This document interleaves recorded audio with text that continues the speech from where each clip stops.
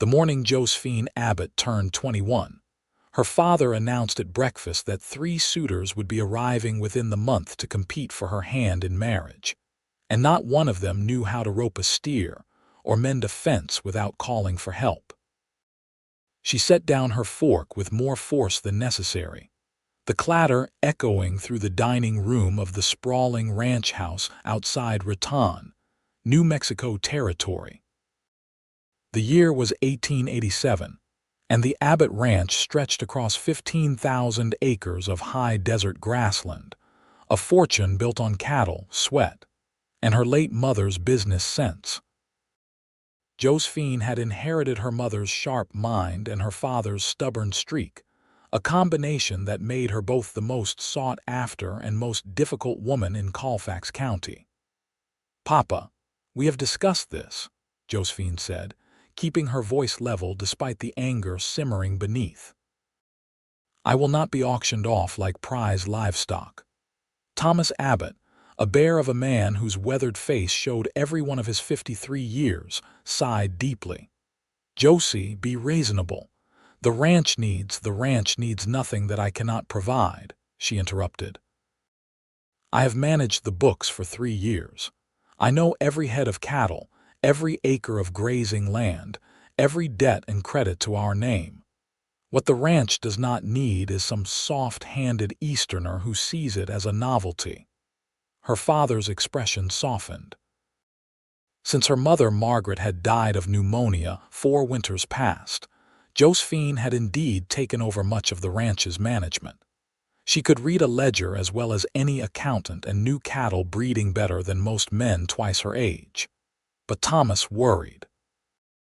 The West was changing, becoming more civilized perhaps, but no less dangerous for a woman alone. "These are good men from good families," Thomas said carefully. "Richard Pemberton owns 3 banks in Denver. Clayton Morris has oil interests in Texas. And Jonathan Westfield is the nephew of a senator. Yes, I remember," Josephine finished. "Rich men all looking for a pretty addition to their portfolios.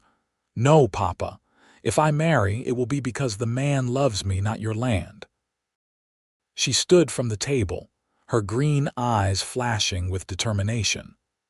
Her auburn hair, which she had pinned up in a practical bun, caught the morning light streaming through the windows. She was beautiful, though she paid it little mind. Beauty was a tool, her mother had taught her, but intelligence and competence were what built legacies. "I am riding out to check the northern fences," she announced. "We lost 2 steers last week, and I want to ensure the wire is holding." "Take someone with you," her father called after her, but she was already heading toward the door, her riding boots striking purposefully against the hardwood floor. The stable smelled of hay and leather, familiar and comforting. Josephine saddled her mare, a dappled gray named Artemis, with practiced efficiency. She had just secured the cinch when she heard footsteps behind her. "Miss Abbott, your father asked me to ride with you." She turned to find a man she did not recognize leading a roan gelding from one of the far stalls. He was tall and lean, with dark hair that needed cutting and eyes the color of river stones. His clothes were worn but clean, his boots scuffed from hard use. Everything about him spoke of a working man, from his calloused hands to the easy way he moved around the horses. "I do not need an escort," Josephine said coolly. "And you are William Quinn, madam, hired on yesterday to help with the spring work. Your father mentioned you were particular about checking the fences yourself, so he asked if I would not mind riding along." He met her gaze directly, neither challenging nor deferring. "Said something about cattle thieves working the territory." Josephine felt a flicker of annoyance at her father's high-handed interference, but the man had a point about the thieves. 2 ranches south of them had lost cattle in organized raids over the winter. "Fine," she said, swinging into the saddle, "but keep up. I do not slow down for anyone." William Quinn said nothing, just mounted his horse with a fluid grace that spoke of years in the saddle. They rode out of the ranch yard side by side, and Josephine had to admit, at least to herself, that he sat a horse better than any of her father's proposed suitors likely could. The morning air was crisp, carrying the scent of sage and juniper. Spring was coming to the high desert, painting the hills with subtle greens and the promise of wildflowers. Josephine loved this land with a fierce passion that most people reserved for other human beings. Every rock and ravine was familiar, every seasonal creek and hidden canyon a part of her soul. They rode in silence for the first mile, following the wagon road that led to the northern pastures. Josephine kept stealing glances at her companion, trying to figure him out. Most hired hands were either drifters or dreamers, men passing through on their way to somewhere else. William Quinn seemed different somehow, more grounded, as if he was a man who had found where he wanted to be. "Where are you from, Mr. Quinn?"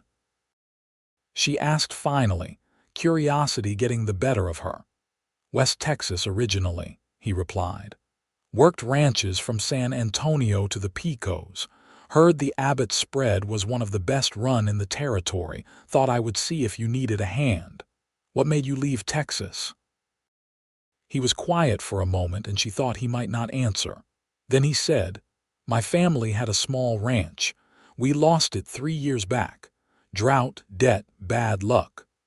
My father drank himself to death over it and my mother passed soon after. Nothing left for me there but memories."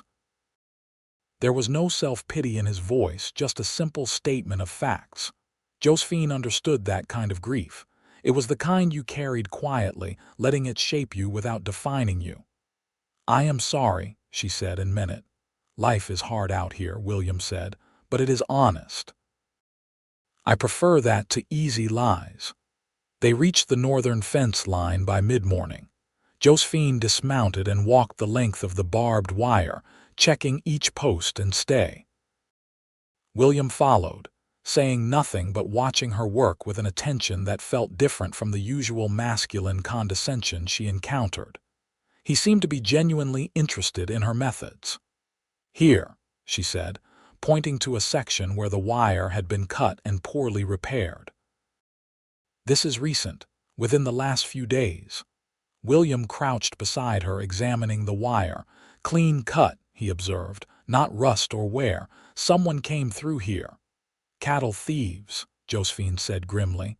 "They have been working their way north through the territory. We need to get this properly fixed and then sweep the range to make sure we have not lost any more stock." "I can mend it," William offered, "if you have the tools." She did in her saddlebag. As William worked on the fence, Josephine found herself watching him. His movements were efficient and sure, each twist of wire and set of the staples done with the confidence of experience. He did not waste motion or energy, and he did not complain about the work. "You know what you are doing," she commented. "Been mending fences since I was 8 years old," William said without looking up. "My father used to say that a rancher who could not maintain his own fences did not deserve to call himself a rancher. Wise man, in some ways." William straightened, testing the repair. "There. That should hold. But you will want to ride this line regularly. If they are scouting for weak spots, they will be back." They mounted up again and spent the next several hours riding through the northern pastures, counting cattle and looking for signs of trouble. Josephine kept a tally in the small leather-bound notebook she always carried, her neat handwriting recording numbers and observations.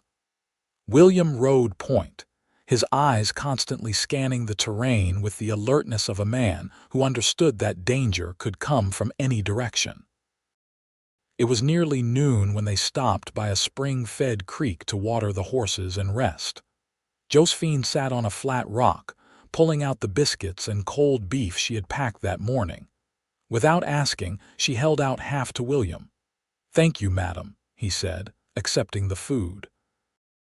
"You can call me Josephine," she said, "or Josie if you prefer. Madam makes me feel like a school teacher." A smile tugged at the corner of his mouth. "Josie, then, and you can call me Will." They ate in companionable silence, watching the horses drink and the sunlight play across the water. Josephine felt something unfamiliar stirring in her chest, a kind of ease she rarely experienced with men. Usually, they either treated her like fragile crystal or a curiosity to be tolerated. Will treated her like a person, capable and competent. "Your father mentioned at breakfast that you had suitors coming," Will said suddenly, his tone carefully neutral. Josephine felt her jaw tighten. "My father is convinced I need a husband to secure the ranch's future. I disagree. But you do not disagree about marriage itself." She looked at him, surprised by the directness of the question. "No," she admitted. "I would like to marry someday if I found the right man, but not for money or status or because my father thinks I need protection. I want someone who sees me, not just the ranch and the inheritance." Will nodded slowly. "That seems reasonable. You would be surprised how many people find it completely unreasonable," Josephine said dryly. "I have had men tell me I am selfish, ungrateful, even unnatural for refusing advantageous matches. Those men are fools." The simple statement, delivered with absolute conviction, made something warm bloom in Josephine's chest. She found herself smiling, really smiling for the first time in days. "Yes," she agreed. "They are." They headed back to the ranch in the early afternoon, arriving to find a cloud of dust on the main road. A fancy carriage pulled by 4 matched horses was rolling up the drive, and Josephine's heart sank. "Looks like one of your suitors could not wait for the appointed time," Will observed. "Wonderful," Josephine muttered. The carriage rolled to a stop in front of the main house, and a man in an expensive suit stepped out, his shoes so polished they reflected the sun. He was handsome in a polished way, his blonde hair carefully styled, his mustache waxed to sharp points. Everything about him screamed money and Eastern breeding. "That must be Miss Abbott," he said loudly to his driver. "Though I must say, I did not expect to find her dressed like a ranch hand." Josephine felt her temper flare but kept her expression neutral. She dismounted and handed Artemis's reins to Will, who had also dismounted and was standing quietly beside her. "I am Josephine Abbott," she said coolly. "And you are Richard Pemberton," the man said, sketching a bow that somehow managed to be both elaborate and condescending. "From Denver. Your father and I have been corresponding about a potential union of our families."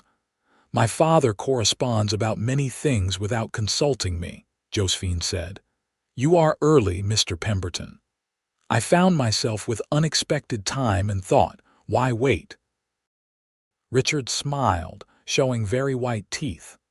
"I am eager to see this famous ranch and meet the woman who will one day grace my home in Denver." "Will she?" Josephine asked, her voice dangerously soft. "How presumptuous of you to assume." Richard's smile flickered.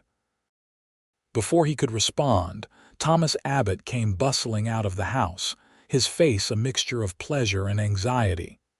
"Mr. Pemberton, we did not expect you for another week. Welcome, welcome." "Josie, why do you not go inside and change into something more appropriate while I show Mr. Pemberton around?" "I am perfectly appropriate for a working ranch," Josephine said. "And I have work to finish. Mr. Pemberton, I am sure my father will entertain you admirably." She took Artemis's reins back from Will and led the mare toward the stable, very aware of 3 sets of eyes on her back. Once inside, she allowed herself a moment of frustration, pressing her forehead against Artemis's warm neck. "Why can he not understand?" she whispered to the horse. "I do not want any of this. He is your father. He worries." She spun around to find Will standing in the stable doorway, his horse beside him. The afternoon light silhouetted him, making it hard to see his expression. "You should not sneak up on people," she said, "but there was no real heat in it. Sorry. I thought you might need help with the horses." He led his roan inside and began unsaddling. "For what it is worth, that man is exactly the kind of fool you described." Despite herself, Josephine laughed. "You should not speak that way about my father's guests." "Probably not," Will agreed. "But it is true nonetheless. A man who judges a woman by her clothes instead of her character is not worth your time." Josephine watched him work, removing the saddle with the same efficiency he brought to everything. She found herself wanting to know more about him, this quiet man who seemed to see the world so clearly. "Will," she said impulsively, "would you teach me how to throw a rope properly? I can lasso from horseback well enough, but I have always struggled with ground work." He looked at her, surprise flickering across his face. "You want me to teach you? You clearly know what you are doing. I saw how you caught that yearling that bolted this morning. Perfect throw." "Your father might not approve of you spending time with a hired hand." "My father does not approve of half the things I do," Josephine said. "That has never stopped me before. What do you say? Tomorrow morning before breakfast." Will was quiet for a moment, and she thought he might refuse. Then he nodded. "All right. Tomorrow morning. Bring a good rope and be prepared to work. I do not believe in going easy on students." "I would not want you to," Josephine said, and the smile they shared felt like a conspiracy. Dinner that evening was an ordeal.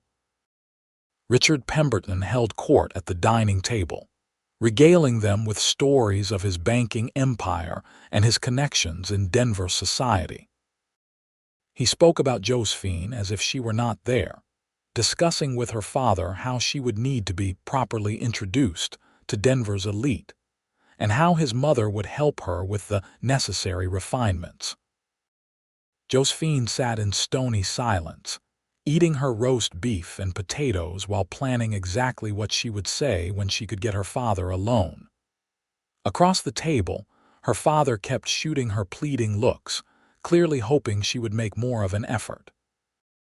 "The ranch is quite impressive," Richard said, finally addressing her directly. "Much larger than I expected. Of course, once we are married, I will hire a manager to handle the day-to-day operations. You will be far too busy in Denver to worry about cattle and such." "Will I?" Josephine said quietly. "Naturally. A woman of your beauty and breeding should not be wasting her time on ranch work. You will have a position in society to maintain, charitable committees to chair, a household to oversee. And the ranch," Richard waved a dismissive hand. "It will provide income, of course. A very healthy income from what I understand. But you need not concern yourself with the details. That is why we hire people." Josephine set down her fork very carefully. "Mr. Pemberton, I think there has been a fundamental misunderstanding. This ranch is not just an income source. It is my home, my life's work, my legacy. I have no intention of abandoning it to live in Denver." "Josie," her father said warningly. "No, Papa. Mr. Pemberton needs to understand. I am not a decoration to be acquired and displayed.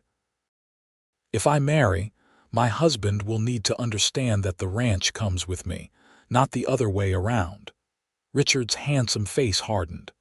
"Miss Abbott, I think you fail to understand the honor I am doing your family. My bank holds mortgages on half the properties in Denver. I could provide you with a life of luxury and ease." "I do not want ease," Josephine said, standing. "I want purpose. Excuse me, gentlemen. I find I have lost my appetite."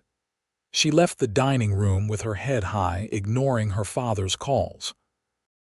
She did not stop until she reached the front porch, where she stood gripping the railing and breathing deeply, trying to calm the fury shaking through her. "That bad, huh?" She looked over to find Will sitting on the porch steps, apparently enjoying the evening air. He had clearly cleaned up after the day's work, his hair damp and his face freshly shaved. In the lamplight spilling from the windows, she could see the concern in his gray eyes. "You heard?" she asked. "Hard not to. Sound carries." He patted the step beside him. "Wanna sit? The stars are coming out nice." Josephine hesitated, then gathered her skirts and sat beside him. It was completely improper, of course, but she was past caring about propriety at the moment. They sat in silence for a while, watching the night settle over the ranch. The spring air was cool and smelled of grass and distant wildflowers. "He wants me to give up the ranch," she said finally, "to move to Denver and play society wife while he hires someone to manage my home." I gathered that. My mother built this ranch alongside my father. When he was ready to give up, during the drought of '79, she was the one who found new water sources and negotiated deals with the railroad. She taught me that women are just as capable as men. We just have to work twice as hard to prove it. She sounds like she was a remarkable woman. She was. Josephine felt tears prick her eyes but refused to let them fall. She would be so disappointed in my father right now, trying to marry me off like this. "He is scared," Will said quietly. "Scared of what happens to you if he is gone and you are alone. It is not right, but it comes from love. How can you defend him?" "I am not defending him. I am just saying I understand his fear. I watched my mother wither after my father died, saw how hard the world is on women without protection. He wants to make sure you will be safe. But I do not need protection. I need partnership. I need someone who will work beside me, not in front of me." Will was quiet for a long moment. Then he said, "What if I told you I could be that person?" Josephine turned to look at him, her heart suddenly beating faster. "What?" "I know I have no right to say this. I am nobody, just a cowboy with nothing but the clothes on my back and the skills in my hands. But I could not help but hear what you said at lunch about wanting someone who sees you for yourself. I see you, Josephine. I have seen you for exactly one day, and I already know you are the most capable, determined, passionate person I have ever met." "Will, let me finish," he said, his voice rough with emotion. "I cannot offer you money or status or a fancy house in Denver. But I can offer you this. If you give me a chance, I will earn your love daily. Every single day, I will work to be worthy of you. I will stand beside you, not in front of or behind you. I will learn from you and teach you what I know. I will help you build on your mother's legacy instead of forcing you to abandon it." Josephine stared at him, unable to speak. In the lamplight, his face was open and honest, showing every emotion. This was not the polished proposal of a practiced suitor. This was raw and real and terrifying in its sincerity. "You have known me for one day," she finally managed. "I know. I am probably insane, but sometimes you just know, do you not? Sometimes you meet someone and everything just clicks into place." She did know. God help her. She knew exactly what he meant because she felt it too.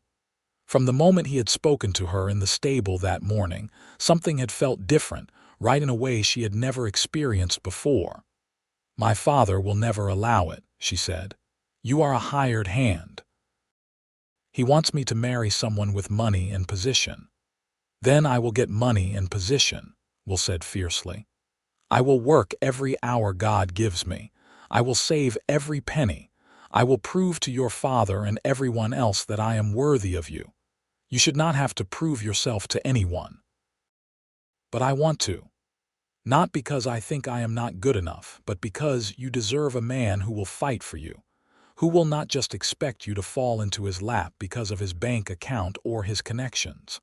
I want to earn you, Josephine. Every single day, I want to wake up and work to be worthy of your trust and your respect and maybe, someday, your love." Tears were sliding down Josephine's cheeks now, but they were not tears of sadness. No man had ever spoken to her this way. No man had ever offered her partnership and respect along with devotion. "This is crazy," she whispered. "Probably," Will agreed.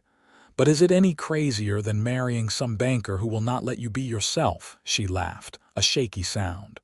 No, no, it is not. So will you give me a chance? Will you let me prove myself? Josephine thought about her father's plans, about Richard Pemberton and the other suitors coming to court her with their money and their expectations. Then she thought about this man beside her, who saw her for exactly who she was and wanted to build a life with her, not reshape her into something more convenient. Yes, she said. Yes, you can try, but I warn you, my father will not make it easy. I would not expect him to. Will reached out and took her hand, his calloused fingers warm against hers. Thank you, Josephine. I promise you will not regret this. We will see, she said, but she was smiling. They sat together on the porch steps for a while longer, hands linked, watching the stars emerge one by one across the vast New Mexico sky. Inside, Josephine could hear her father and Richard Pemberton still talking, making plans for a future she had no intention of accepting. But out here, in the quiet night, she felt a sense of peace she had not known in months. Maybe, just maybe, there was hope after all. The next morning, Josephine rose before dawn and dressed in her riding clothes. She slipped out of the house while her father and their unwanted guest were still sleeping, making her way to the corral where Will was already waiting with 2 lariats. Punctual, he said approvingly. That is good. Cattle do not wait for anyone. Neither do I, Josephine replied. He grinned and handed her one of the ropes. For the next 2 hours, he taught her the fundamentals of roping from the ground, how to hold the rope, how to build the loop, how to read the animal's movement and anticipate where to throw. Josephine had been riding and managing cattle her whole life, but there was something different about learning this skill, this particular piece of ranch work that had always eluded her.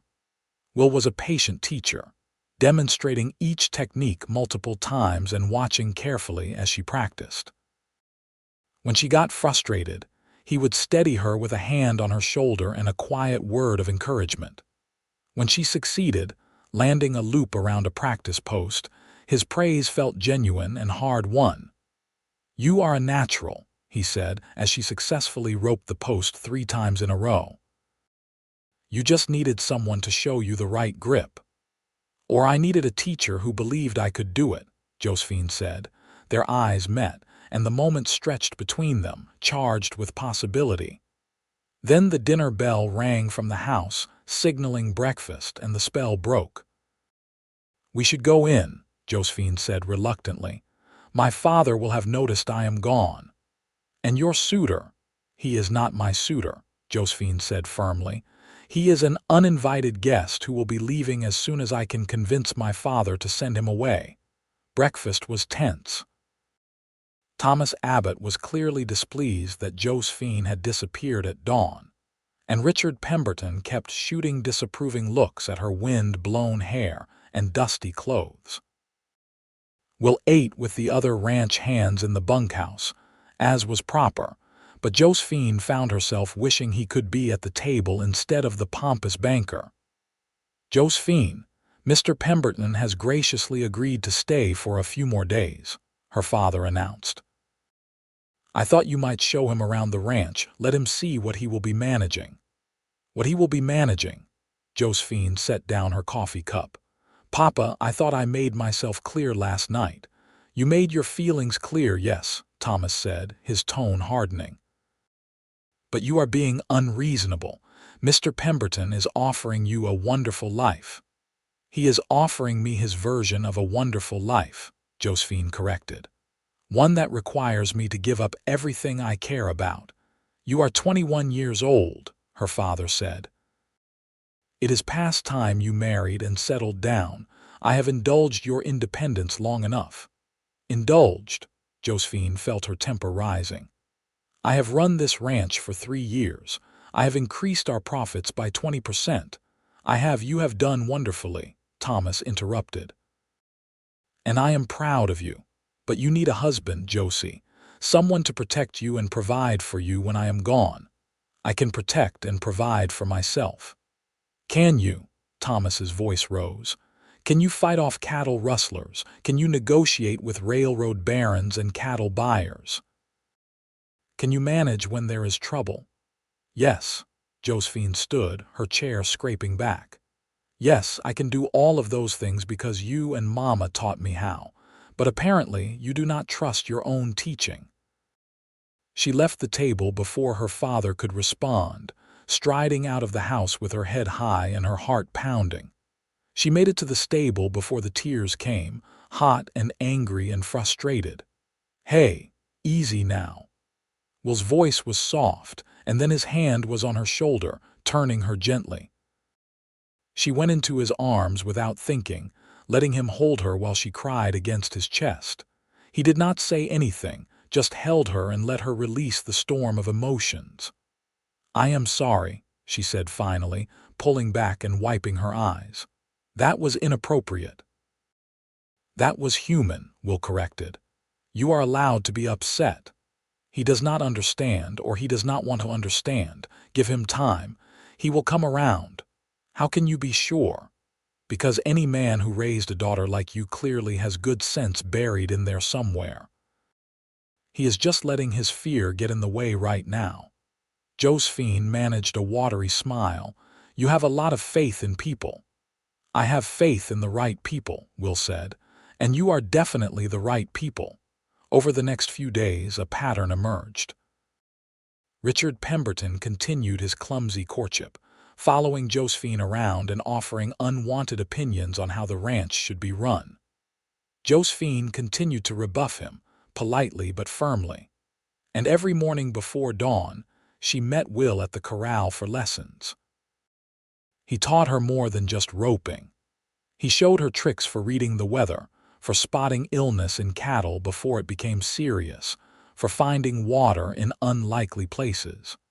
They talked about everything and nothing, sharing stories of their pasts and dreams for the future.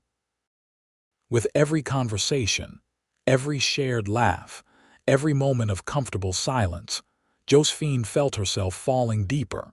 She began to understand what Will had meant that first night. Sometimes you just knew. Sometimes your heart recognized its match before your head could catch up. 1 week after Richard Pemberton's arrival, 2 things happened. First, the banker finally lost his patience with Josephine's continued rejections and departed in a huff, vowing to write to her father about her unnatural stubbornness. Second, Will proved his worth in a way that even Thomas Abbott could not ignore. It happened during the afternoon gather. Josephine and several hands, including Will, were moving a herd of cattle from the southern pasture to fresh grazing land. Everything was going smoothly until a rattlesnake spooked one of the steers. The animal bolted, and suddenly the whole herd was stampeding, driven by instinct and panic. Josephine reacted instantly, spurring Artemis forward to try to turn the lead animals. But her horse stumbled on the rough ground, and suddenly Josephine was falling. She hit the ground hard, the breath knocked from her lungs, and looked up to see a wall of cattle bearing down on her. Then Will was there. He swept past on his roan, leaning down to grab her arm and haul her up behind him in one fluid motion. They galloped clear of the stampede, Will guiding his horse with just his knees while he held Josephine secure against him. They did not stop until they were well clear of the danger. Will pulled up on a rise and finally let Josephine slide down, though his hand stayed on her waist to steady her. "Are you all right?" he demanded, his face pale beneath his tan. "I am fine," Josephine said, though she was shaking. "Thank you. If you had not, do not," Will said roughly. "Do not think about what might have happened." But Josephine was thinking about it. She was thinking about how quickly he had reacted, how he had not hesitated to put himself in danger to save her. She was thinking about the strength of his arms around her and the fierce protectiveness in his eyes. "Will," she said softly, and then she was kissing him. For a moment he froze in surprise. Then his arms came around her, and he was kissing her back with a passion that stole what little breath she had left. It was not a gentle kiss or a tentative one. It was a claiming and a promise, fierce and sweet and perfect.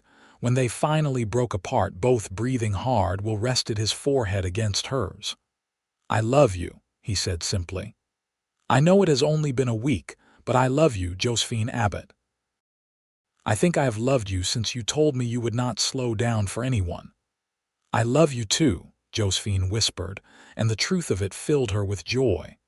"God help me, I love you too." They might have stayed there forever, wrapped in each other's arms on that windswept rise, but duty called. The cattle still needed to be gathered, and Artemis needed to be found.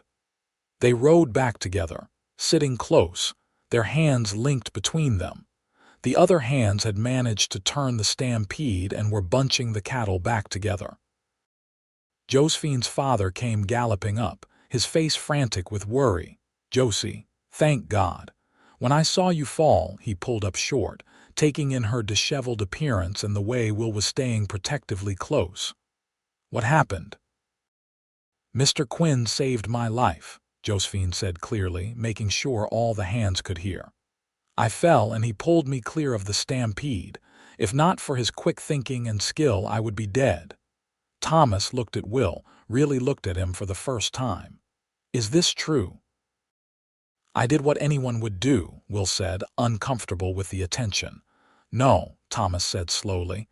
"You did what a good man would do, what a brave man would do." He extended his hand. "Thank you, Mr. Quinn. You have my deepest gratitude." Will shook his hand, and something passed between the two men, an understanding that went beyond words. That evening after dinner, Josephine finally had the conversation she had been dreading.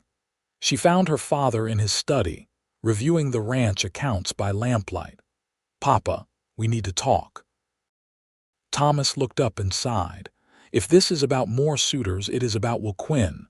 Her father went very still. "What about him?" "I am in love with him, and he loves me. We want to marry." Thomas set down his pen carefully. "Josie, he is a hired hand. He has nothing." "He has everything that matters," Josephine said. "He is honest and hardworking and skilled. He understands ranching and respects what I do. He does not want to change me or take me away from here. He wants to build a life with me as partners." "Love is not enough," Thomas said, but his voice lacked conviction. "It was for you and Mama." Her father flinched. "That was different." "Was it? Mama told me once that her family was furious when she married you. You were just a ranch hand then, working for her father. But she loved you and you loved her, and together you built something wonderful." Thomas was quiet for a long time, staring at the ledgers on his desk. When he finally spoke, his voice was rough with emotion.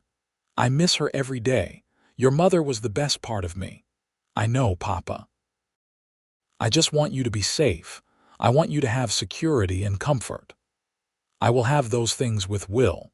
Maybe not the kind of security you are imagining, but the kind that matters. The kind that comes from true partnership and mutual respect." Thomas looked at his daughter, seeing the determination in her eyes, the set of her jaw. She looked so much like Margaret in that moment, young and fierce and certain of what she wanted. "He has nothing," he said again, but it was a weak protest. "Then let him earn something," Josephine said. "Give him a chance to prove himself. Not to me, because I already know what he is worth, but to you. Let him show you what kind of man he is. And if I say no," Josephine met her father's eyes steadily, "then I will wait until I inherit my share of the ranch at 25, as Mama's will stipulated. And the moment I have that inheritance, I will marry him anyway. So you can either accept this now and keep our family whole, or you can fight it and lose me for 4 years." It was an ultimatum, and they both knew it. Thomas stared at his daughter, seeing the woman she had become, the strength and certainty that reminded him so painfully of his late wife. "I need to think," he said finally. "This is not a decision to be made lightly." "Take your time," Josephine said. "But Papa, Will Quinn is going to be my husband with or without your blessing. I would much rather have it with." She left the study, her heart pounding but her resolve unwavering. In the hallway, she nearly collided with Will, who had clearly been waiting for her. "How did it go?" he asked anxiously. "He is thinking about it. That is better than an outright no. Josie, if this causes a rift between you and your father, then we will heal it," Josephine said firmly. "Together. That is what partners do, right?" Will pulled her into his arms, holding her close. "Right. Together."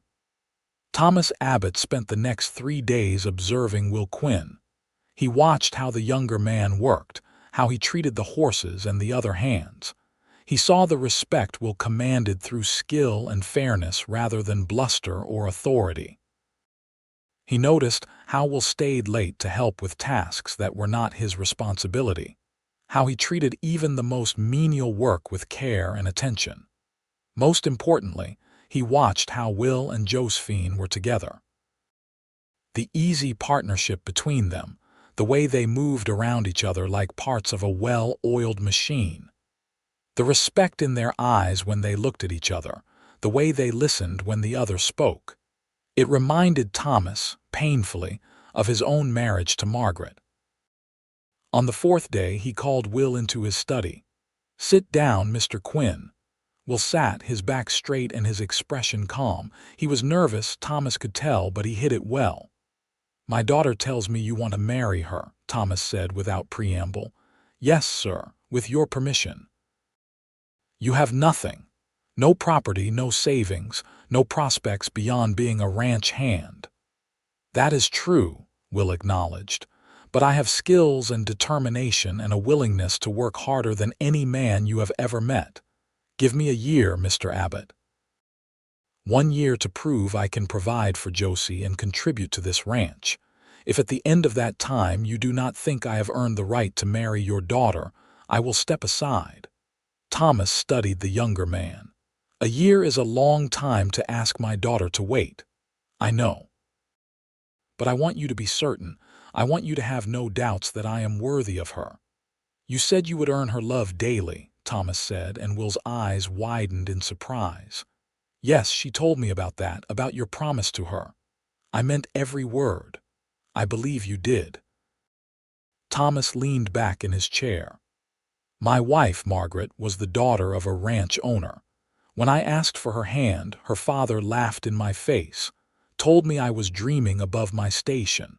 But Margaret insisted, and eventually he gave us the same challenge I am going to give you." Will leaned forward, listening intently. "I am making you foreman of the Abbott Ranch, effective immediately. It comes with a small house, a salary, and a percentage of the profits. You will be responsible for managing the day-to-day operations, the hiring and firing of hands, the planning of roundups and sales. It is hard work, and you will be tested constantly." "I understand." "If you can successfully manage this ranch for 1 year, proving you have the skills and judgment required, then you will have my blessing to marry Josephine. But know this, you will be working with my daughter, not above her. She knows this ranch as well as anyone, and I will not have you dismissing her knowledge or trying to push her aside." "I would never," Will said fiercely. "Josie is the most capable person I have ever met. I want to work with her, learn from her. We will be partners in everything." Thomas nodded slowly. "Then we have an understanding. Do not make me regret this, Mr. Quinn." "I will not, sir. I promise you that." When Josephine heard the news, she was torn between joy at her father's acceptance and frustration at having to wait a year. But Will seemed genuinely pleased with the arrangement, diving into his new responsibilities with enthusiasm. The foreman's house was small but sturdy, a 2-room cabin about 100 yards from the main house. Will moved his meager belongings in that same day, and Josephine helped him settle, making curtains for the windows and bringing over dishes and cookware from the main house. "It is not much," Will said, looking around the sparse rooms. "It is ours," Josephine corrected. or it will be in a year." He pulled her close, kissing her softly. "A year will pass quickly." "Not quickly enough," she murmured against his lips, but in truth, the year that followed was one of the happiest of Josephine's life. She and Will worked together every day, managing the ranch with a seamless partnership that impressed even her father. They made decisions together, planned strategy together, handled crises together. Will proved himself to be an excellent foreman. He had a gift for managing people, getting the best out of the hands through respect rather than intimidation. He implemented new techniques he had learned in Texas, improving the efficiency of everything from roundups to breeding programs. And he did it all while consistently deferring to Josephine's knowledge and involving her in every major decision. The other suitors her father had invited never materialized. Thomas sent them polite letters explaining that his daughter's hand was spoken for. Josephine suspected he was secretly relieved to be free of the obligation of entertaining wealthy men he had little in common with. As the months passed, Will's house became a second home to Josephine. They would spend evenings there, planning the next day's work or just talking. Thomas was not entirely happy about the amount of time she spent unchaperoned with her fiancé, but he trusted them both to behave honorably. And they did, mostly. There were stolen kisses and heated embraces, moments when propriety threatened to go entirely out the window. But Will was determined to do things right, to wait until they were properly married before claiming her completely. "I respect you too much to compromise you," he said one evening when Josephine was protesting the delay. "And I respect your father too much to break my word. We wait." "You are infuriatingly honorable," Josephine grumbled, but she loved him for it. Summer turned to fall and fall to winter. The ranch thrived under Will's management and Josephine's oversight. They survived an early snowstorm that threatened the herd, worked through a complicated negotiation with railroad buyers, and even caught the cattle thieves who had been plaguing the territory. That last incident happened in January. Will had noticed patterns in the thefts and had set up a watch on the most vulnerable sections of fence. When the thieves struck, thinking they were working under cover of a moonless night, they found Will and half a dozen hands waiting for them. The confrontation was brief. The thieves, seeing they were outnumbered and outgunned, surrendered without a fight. Will held them until the sheriff could arrive from Raton, and their capture made news throughout Colfax County. "Your young foreman is quite something," the sheriff told Thomas as he loaded the thieves into his wagon. "Smart, brave, and level-headed. You are lucky to have him." "I know," Thomas said, and he meant it. Over the past months he had come to genuinely respect and even like Will Quinn. The young man had proven himself in every way that mattered. Spring came again to the high desert, painting the hills with wildflowers. The year mark was approaching, and Josephine could barely contain her excitement.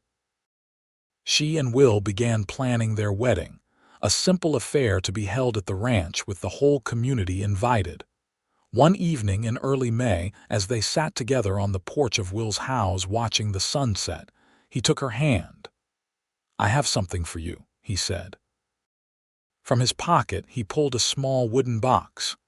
Inside was a ring, a simple gold band set with a small diamond.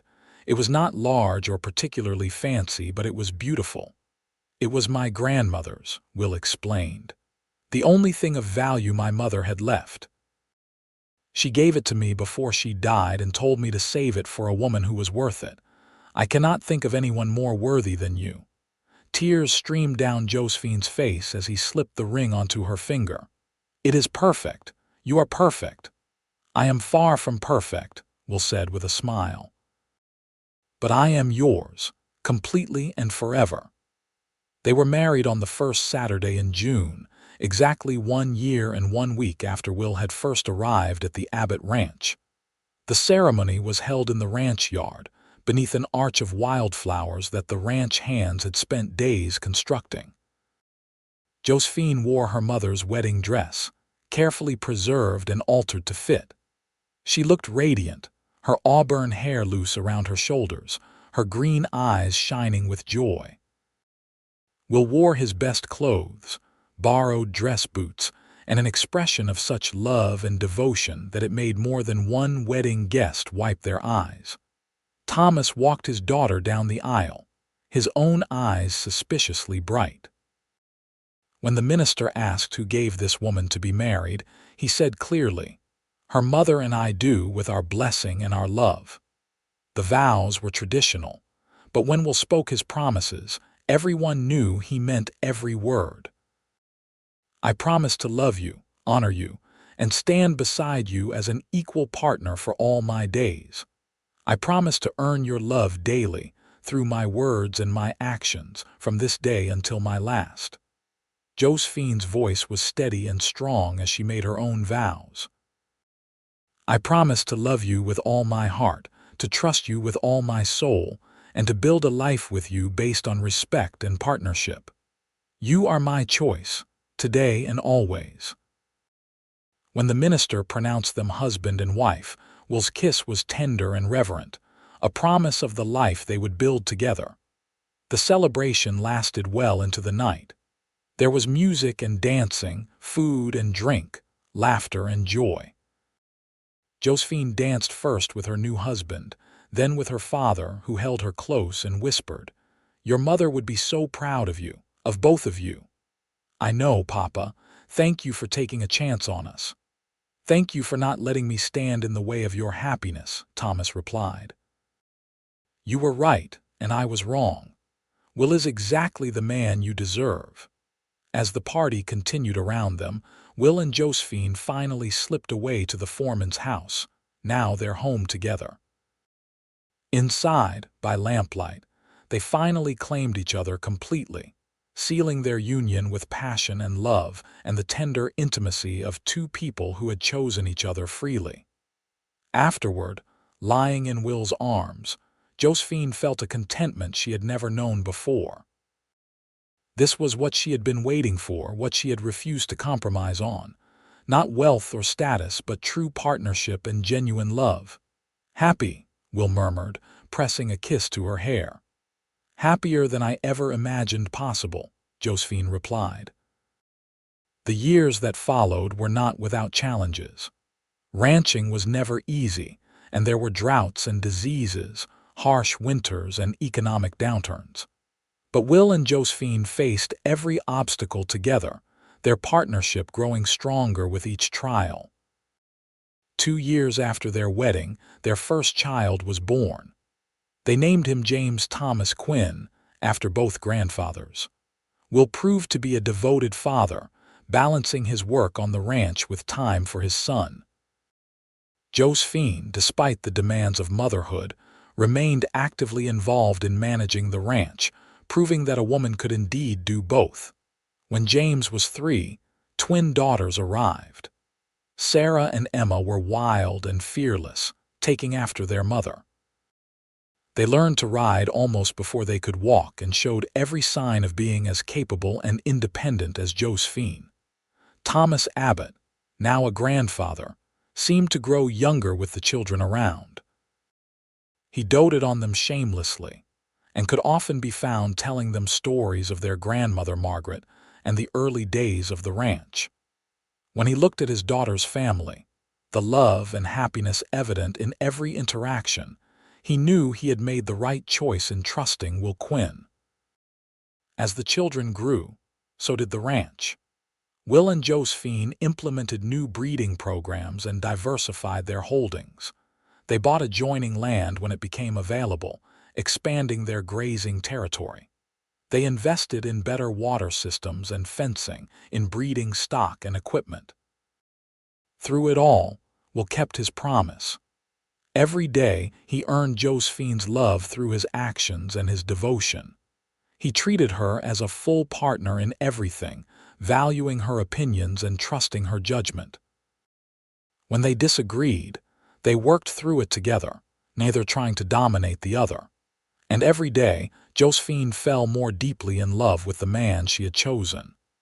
He proved again and again that true wealth was not measured in money or status, but in character and devotion. She had taken a chance on a poor cowboy who had promised to earn her love daily, and he had exceeded every expectation. One evening, 15 years after their wedding, they sat together on the porch of their home, watching the sunset paint the hills gold and crimson. Their children were inside doing homework under their grandfather's watchful eye. The ranch was thriving, their family was healthy, and life was good. "Do you ever regret it?" Will asked, breaking their comfortable silence. "Turning down all those wealthy suitors for a poor cowboy?" Josephine looked at her husband, seeing the silver beginning to thread through his dark hair, the laugh lines around his eyes, the strength and steadiness that time had only enhanced. She thought about the life they had built together, the partnership they had forged, the love that had deepened with every passing year. "Not for a single moment," she said firmly. "You have given me everything that matters. Love, respect, partnership, family, a life of purpose and meaning. What more could anyone want?" Will pulled her close, kissing her with the passion and devotion that had never diminished. "You took a chance on me when no one else would have. You saw past what I did not have to what I could be. I will spend the rest of my life making sure you never regret that choice." "I know you will," Josephine said softly. "You have already proven that 100 times over. You keep your promises, Will Quinn. That is who you are." They sat together as the stars emerged, counting their blessings. The ranch stretched around them, prosperous and productive, a testament to their hard work and vision. Inside, their children laughed with their grandfather, secure in the love and stability of their family. And here on the porch, two people who had chosen each other freely held hands and watched the night come on, grateful for the chance they had taken and the life they had built. Thomas Abbott passed away peacefully in his sleep 2 years later, content in the knowledge that his daughter was happy and the ranch was in capable hands. In his will, he left the entire property to Josephine and Will jointly, along with a letter expressing his pride in them both. By the time their children were grown, the Quinn Ranch, as it had come to be known, was one of the most successful operations in New Mexico territory. James took over the day-to-day management eventually, bringing his own innovations and energy to the work. Sarah married a neighboring rancher, expanding their holdings through alliance. Emma surprised everyone by becoming a veterinarian, one of the first women in the territory to do so, and returned home to care for the ranch's animals. Will and Josephine, their hair silver and their faces lined with age, finally had time to slow down and enjoy the fruits of their labor. They took morning rides together, just the two of them, revisiting all their favorite spots. They told their grandchildren stories of how they had met, how a poor cowboy had promised to earn a stubborn rancher's daughter's love daily. "And did he?" the grandchildren would always ask. "He did," Josephine would reply, looking at Will with eyes still full of love. "Every single day for the rest of our lives." On their 50th wedding anniversary, surrounded by children, grandchildren, and even a few great-grandchildren, Will stood to make a toast. "50 years ago, I was a man with nothing but a horse and a bedroll," he said, his voice still strong despite his age. "I came to this ranch looking for work and found instead the love of my life. Josie, you took a chance on a poor cowboy, and I have spent every day since trying to be worthy of that chance. If I had to do it all over again, I would not change a single thing. You are, and always will be, my greatest treasure." Josephine rose and kissed him, not caring that their entire family was watching. "And you are mine," she said. "You kept your promise, Will. You earned my love daily, and I loved you more with each passing day." As the party continued around them, filled with laughter and music, and the joy of a family well loved and well built, Josephine reflected on the life she had lived. She had refused to marry for money or status, had held out for true love and genuine partnership. And in Will Quinn, the poor cowboy who had promised to earn her love daily, she had found everything she had ever wanted and so much more. Years later, when both had passed on and were buried side by side on a hill overlooking the ranch they had built together, their grandchildren would tell their own children the story. The story of how a rancher's daughter refused to marry for money until a poor cowboy said he would earn her love daily, and how that simple promise, kept faithfully for 53 years of marriage, had built a legacy that would last for generations. The ranch still stands today, managed by their descendants, a testament to the power of love chosen freely and promises kept faithfully. And on quiet evenings, when the wind whispers through the sage and the stars emerge over the New Mexico hills, some say you can still see two figures on horseback, riding together across the land they loved, their love as enduring as the desert itself. It was a love story for the ages, born in the Wild West during a time of change and challenge. A love story that proved what Josephine had always known, that true wealth is not measured in money or status, but in the courage to choose your own path and the wisdom to recognize your equal partner when he appears, even if he comes with nothing but his word and his determination to keep it. And in the end, that was worth more than all the banks in Denver, all the oil fields in Texas, all the society connections in the world. It was worth everything because it was real and true and lasting. Just like the love between a rancher's daughter and a poor cowboy who promised to earn her love daily, and did, for the rest of his life.